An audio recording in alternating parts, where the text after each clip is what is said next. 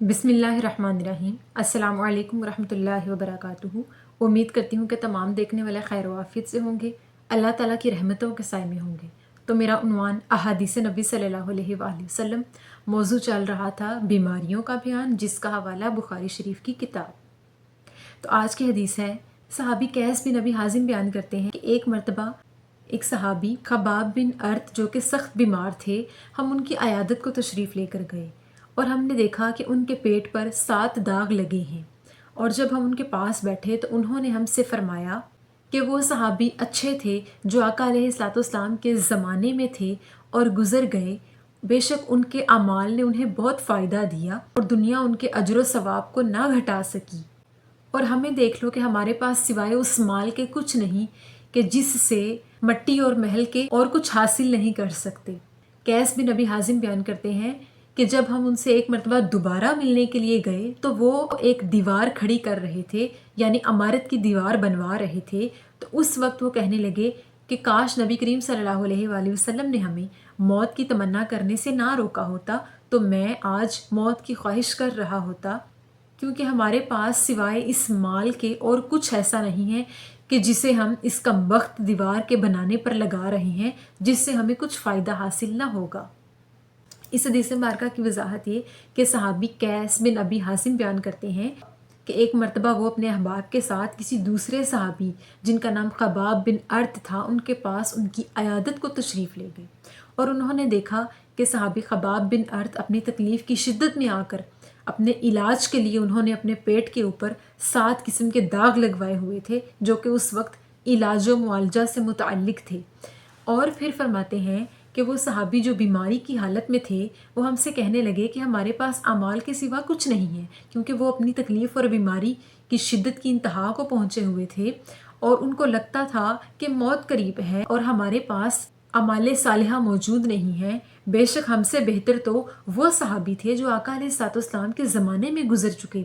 हमारे पास क्या है? हमारे पास तो सिर्फ ऐसा माल है जिसकी मदद से हम मट्टी हासिल कर सकते हैं, यानी जिसकी मदद से हम ऊंचे ऊंचे महलों की इमारत खड़ी कर सकते हैं, जिससे हमें कुछ भी फ़ायदा ना होगा।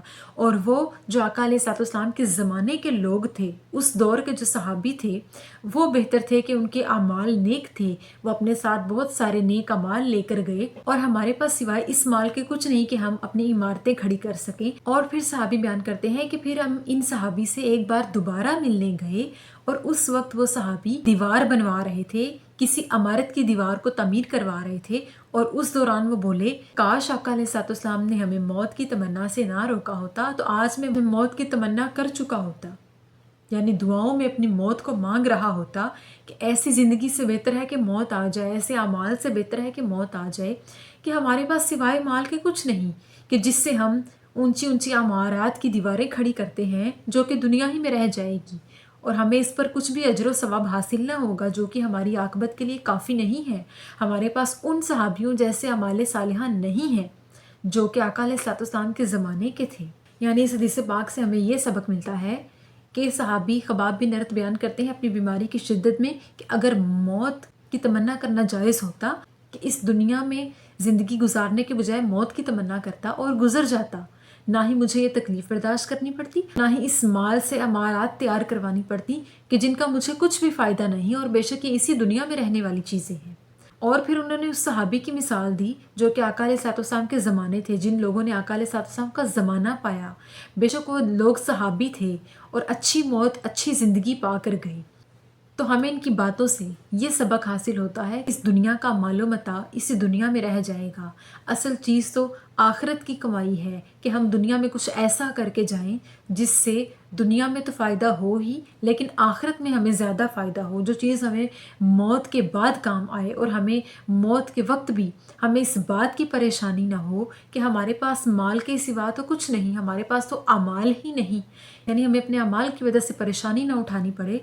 हमें ऐसी ज़िंदगी गुजारनी चाहिए, ऐसे अमाल करने चाहिए कि मौत के दौरान, मौत के वक्त के करीब, मर्ज़ की हालत में, तकलीफ़ की शिद्दत की हालत में अगर हमें कभी मौत का ख़्याल आए तो हमें अपनी मौत के आने पर रश्क हो और इंतज़ार हो कि बेशक अल्लाह हमारे फ़लाँ अमाल की वजह से हमें आखिरत में बख्श दे। اور ہماری آخرت کو سدھار دے اور ہمیں آخرت میں فائدہ ہو جائے۔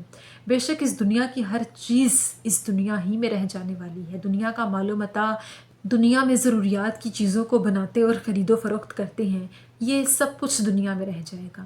اگلے جہان میں تو صرف انسان کی اخلاقیات و تربیت کا سوال و جواب ہوگا، اس کے اعمال کا سوال ہوگا کہ تو نے کس کے ساتھ اچھا کیا، کس کے ساتھ برا کیا، تو نے اپنے رب کے حکم پر کیا کیا، تو نے انسانوں کے ساتھ کیا کیا۔ اس دنیا میں آنے والی ہر چیز ایک دن ایسے مٹ جائے گی جیسے تھی ہی نہیں۔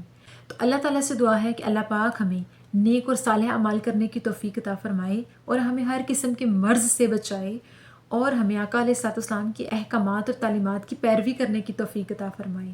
آمین ثم آمین۔ شکریہ۔